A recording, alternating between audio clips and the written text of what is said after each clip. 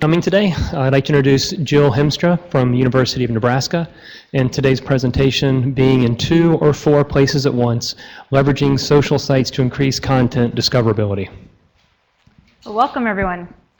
And I work with saying that I work with the Livestock and Poultry Environmental Learning Center is kind of a nice way of saying I talk about manure a lot. So I keep telling people it's going to get deep. Just wade in, and this will be a lot of fun, I hope. Now, we've heard a lot of reasons why, in extension, we should be in social spaces. We keep hearing about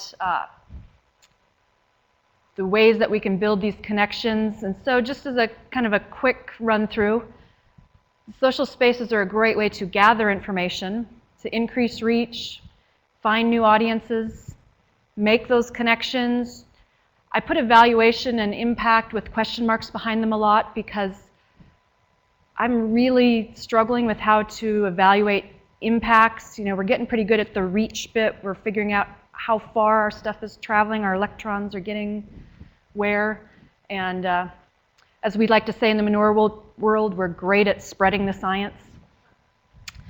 We also use, but I haven't got the impact piece of it as well as I would hope. I've got nebulous little things floating around, and hopefully being here with all of you smart people will help me in that. Also, to inform and debate, and in extension, this last one we're not always so good at. We're usually the experts in the room, so we like to talk. But in these social spaces, you don't walk into Twitter and become the expert. They don't know you. They don't. This new account shows up and suddenly spouting all this great stuff. Well, over time, you might be an expert, but you often need to listen for a while before you become an impactor in the conversation. You can reinforce messages people get elsewhere. Social spaces are a great way for call to action. Can you get people to put this knowledge to work, which is something we like to do in extension, and helping to build some context for information. Without that two-way interaction, you don't always know the context with which somebody's asking a question or whatnot. When I first dove into these social spaces, this was kind of my view. Everything revolved around our e-extension website, and I wasn't naive enough to think that the only purpose of social media was to bring more traffic to our website, but that was really why I was exploring these spaces and getting involved with them. Was I wanted to bring more people to our wonderful information. And of course, nothing is ever as simple as it seems.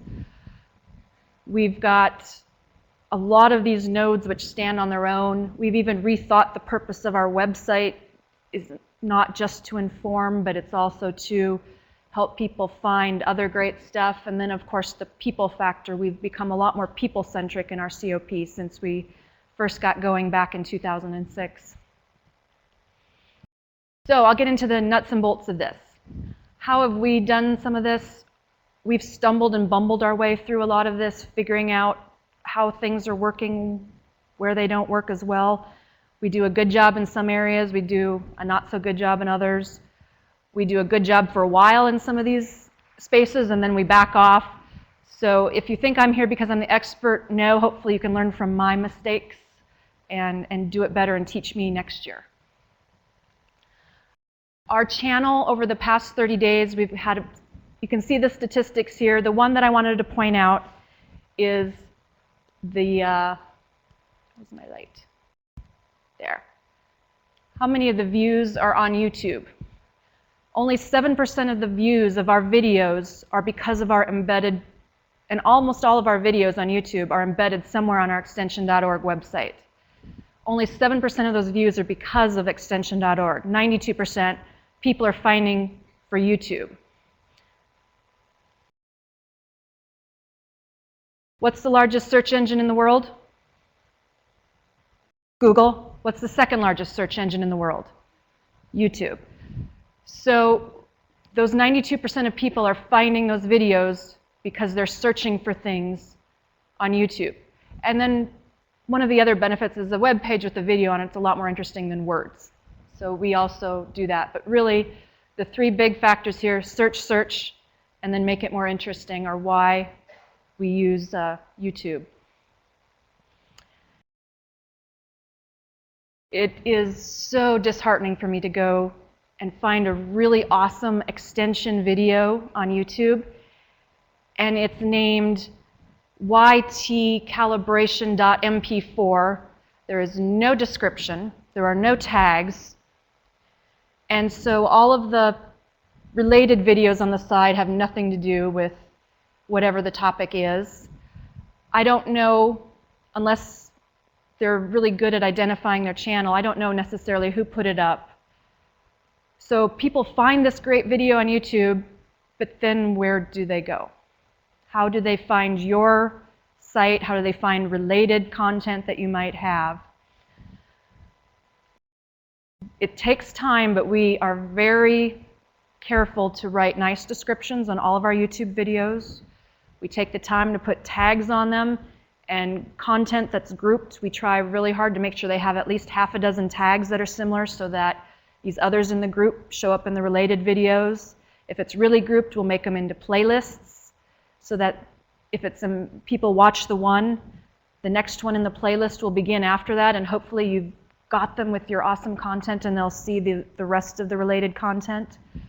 That's especially relevant where we do, sometimes we'll do a 1-hour webcast or webinar. Back when we started, we called them webcasts. Webinar has become the word to use more often. Tells you how old I am. We started webcasting in 2006. And our project started 1 month after YouTube went public. And our project was founded on the idea of providing video education on the web. So yeah, we're old timers in this. So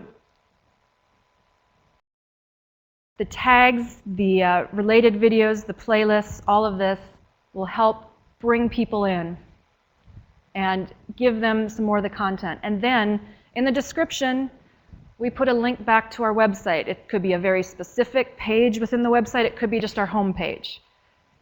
And that's really critical. Curation, our team members do great stuff that's uploaded at their own YouTube channels at their home websites. We don't recreate that or steal it or any of that. We are working really hard to make sure that the great stuff our members produce shows up in our content so that they get more views. And if their administrators and people that they work with see that extension.org is bringing views to their YouTube channel, hopefully they're forgiving when I ask for a lot of their time to help review articles on our website, trying to give back to some of the members. Now here's the nuts and bolts. Our Google Analytics are telling us that YouTube referrals are good customers. They stay on our website longer, they look at more pages than any other segment that is coming to our website. How are they going to get to your website? How are you going to get these good customers if you're not linking back to your website or writing these good descriptions? And by having that video on our web page, the really critical piece is that we're giving ourselves 2 chances to be found in that all-important top 10 of the Google searches. If I had it just in the native extension.org player on our website, that's just one search opportunity. But now if I've got that embedded video over here, I've got this content here, you've got 2 chances to be found. And I think our record is 3 in the top 10 that all related to the same page. We had a Ning discussion group back before Ning went to being an all-paid site.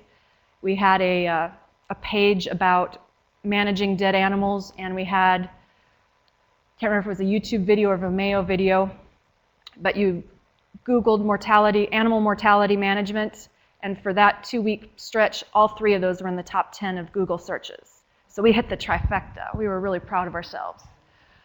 But if you don't leverage these social sites, you're reducing your opportunities to have that coveted top 10 spot. And of course, the video just makes the content a lot more interesting. And again, the impacts are hard to quantify. The YouTube analytics are getting great, and I could spend hours talking about how much better they are than they used to be, as telling you which of your videos is more interesting. People are watching more minutes of this video than that video. But it's still, the impacts are limited a lot to the comments. And you can imagine my team was a little nervous being a manure group putting videos on YouTube. They were a little hesitant to see what the comments would be, but it's been all clean so far. Twitter, we have about 2,200 followers in Twitter. Again, our bio, the Livestock and Poultry Environmental Learning Center, spreading the science on animal poo. It's a crappy job, but it happens. So humor goes a long way in some of these social spaces as well. We actually got nominated for Best Bio contests, and people didn't care that we talked about manure. They were just, but we had a lot of people that came to our website just to see if there really is such a thing as a manure website. So I'll take the traffic any way I can get it. Twitter, I really thought this would be a great way to get people to click on my links. And really, the biggest benefit has been me listening to conversations. I learn a lot from being on Twitter. I get a lot of things that can go in our newsletters. I find how are people framing some of these arguments for and against. You see opposing viewpoints that you may not always be exposed to. And you can do a better job of framing some of your content on your webpage when you know that this is the argument against, you know, there's some people who think manure is absolutely toxic waste and it shouldn't be put out on land at all. How do you counteract? If you understand that that viewpoint exists, you can develop web content or video content, FAQs, that maybe address nicely those types of points of view. So listening has been where I've had the greatest leverage or benefits in Twitter. I'm sure there's others that have had different experiences. You've heard from the Ag Chat folks. They actually have a very active community in there. And if we had more time, I would love to see a more, be in more conversations through Twitter in our efforts there. We do find some new audiences. The ag media is one that doesn't tend to be subscribed to our newsletter or, as far as we know, come to the website or get in our webcasts. But they're on Twitter and Facebook, and we can reach out, and I have a lot of them that follow me, and I follow them on Twitter, and it's a great way, it's been for us to reach media, and then farmers. We've focused heavily on reaching the people who advise farmers in the past and haven't been quite as proactive about getting directly to farmers, but they're on Twitter, and it's been fun to talk to and see what farmers are, how they're using these media spaces and how they view resources like Extension produces. We also have some successes in Twitter. We had a webcast recently that involved an NRCS employee, and so I just added @USDA NRCS tool that we were doing in our webcast today, and the main NRCS account picked it up and tweeted it out, and we actually had about 2.5 times the audience for that webcast than what we've been having recently, and I attribute it to that. So I'd never be afraid to, you know, add or mention somebody in a tweet. That's where we've gotten some leverage there as well, and gotten them to send it out, and other people, once the NRCS account sent it out, a lot of other people retweeted it then because suddenly it was more important, and that was fun. We also had started a Manure Monday, sort of it's not a chat so much as a just interesting tidbits. You tag with Manure Monday, and you can read and react, ask questions, whatnot. And I think over time what we would like to see is a hashtag where maybe some of our manure experts, and there's getting to be a few of them on Twitter, you know, if they follow that hashtag, they can see, you know, questions that might come in, sort of similar to an Ask the Expert type of a thing. We'll see if that ever gains traction, if we have a critical mass. There was like 2 of us on Twitter for the longest time, and we didn't want to be the ones answering all the questions. And yes, they do come in. There's lots of manure questions even on Twitter. So so there's ways that you can organize your team efforts as well through the hashtags. I'm not sure, the more time you put in Twitter, you get more back, but it's hard. I need more people. Engagement, because of some of my work on Twitter or being in Twitter, getting invited to do guest blogs or be on a podcast. Again, I put that impacts question mark because I'm still not sure how we measure that. But I do know that where we have these connections, we're going to have those opportunities. We just need to figure out how to do it properly. And we do get traffic back to our website. Again, I mentioned how we leverage and get other people to hopefully do some of our work for us, like NRCS did for us that one day. SlideShare, we have created a library of things on SlideShare. We hosted a conference, and there was 160 presentations, and we put them all up there. That has been a great, it was one of the top 1% most viewed areas in SlideShare in 2013, and it's been an area that our members, they're always asking for slides that they can look at and see how somebody else presented a topic. And so we've got that as well. So the library, and we do link back to our website in our SlideShare descriptions. We do the whole tagging descriptions bit there too. Wikipedia, we spent maybe just a couple hours in Wikipedia, and within 6 weeks, it was the #1 site sending us traffic. When you search for any topic, what is going to be about the first page that comes up? So I searched for manure. Wikipedia came up, and I thought, we really ought to have a link to our website on the Wikipedia page about manure. And we found other topics and did that as well. And it paid off big time. It's been an interesting effort. We need to get that work group going again. So by leveraging Wikipedia, you're leveraging search. People are finding that page, they scroll to the additional links, and they go to those. So I will end there.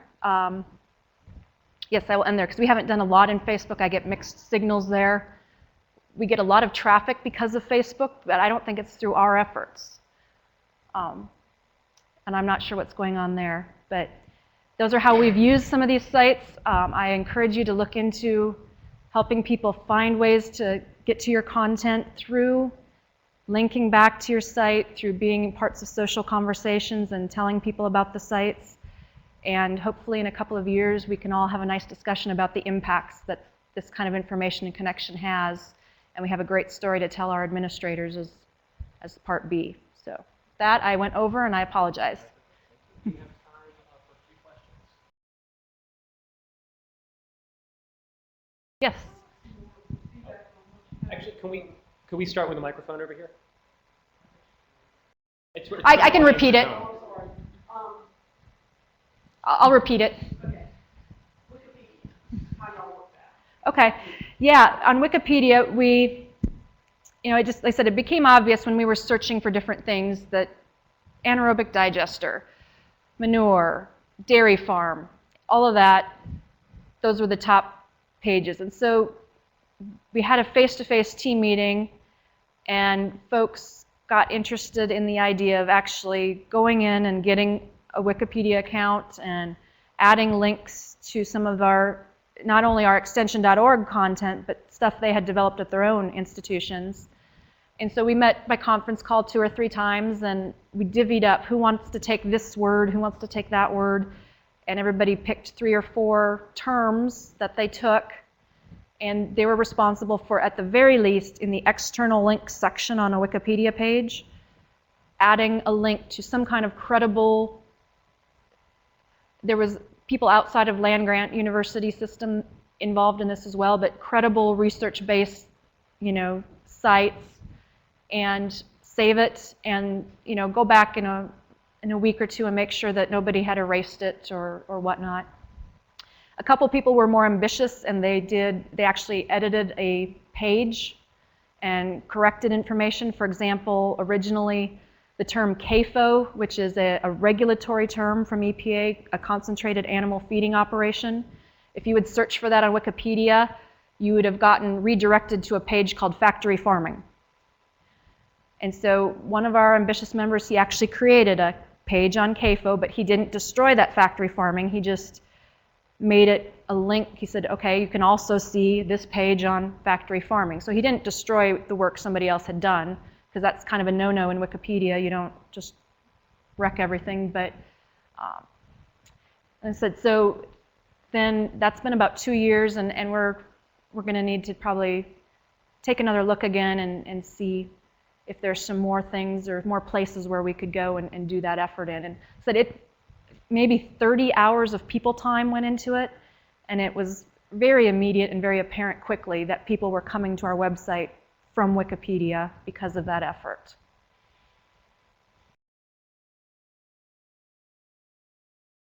When you say our website, you're talking about the one on eExtension? Yeah, the extension.org website. So what are the implications that you see in this for the way you manage your eExtension site? The implications for... on integrating with the social media. Well, some of the implications are that you recognize that there's going to be, we talk about having an audience.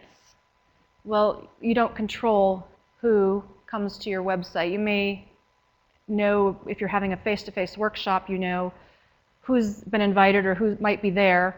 And if you know it's going to be agronomists, you're going to write your materials a certain way. So some of the implications are that we've had to become much more sensitive to the general public and how they might perceive certain terms. Making sure our writing is cleaner in terms of not using jargon and terminology as much, and just trying to build pieces that the basic stuff is kind of here at the top, and if somebody's interested enough to hit that scroll, they're going to get more pieces. And if they make it all the way to the bottom, well, cool, here's some journal articles, or here's some other extension publications that you might want to read. So it has changed how we write and organize some of our web content. And we've also, and you can tell quickly too, if you promote something in a social space where it's not very suited for them, they let you know pretty quickly. If it's got some dairy terminology and you try to, give it to some horse folks, it doesn't matter if all they have to do is change that word in their mind. It's not content that's relevant to them.